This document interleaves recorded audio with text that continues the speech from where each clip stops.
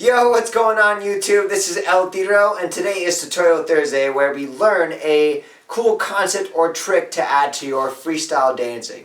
Now last week we learned a really cool trick to get us from the ground to the top here of your dance, and today we're going to work on more of a conceptual type of education, if you will, about your freestyle dancing. This request comes from Victor Vargas, and he asked the question, how do you build up a crowd or audience when you dance? So we're going to be working on a couple things to keep in mind as you're performing or freestyling in front of an audience to keep them engaged and to keep them, on their feet, to make them excited about watching you move. So the biggest concept about keeping an audience engaged and building them up is about diversity.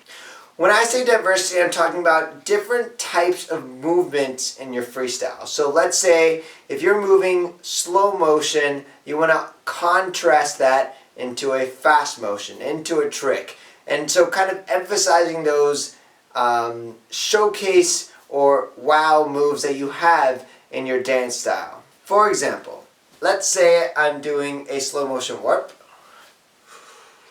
So this would be a time where an audience is really captivated. You throw in a nice little warp here and there, and you're getting to a point where if you keep doing this for the next 2 minutes, it's going to get boring. So you need to spice it up. You need to throw in the variety or diversity movement that's going to make a crowd go, wow, that's awesome. Building up an audience. So let's say after I do a couple warps, I add a trick.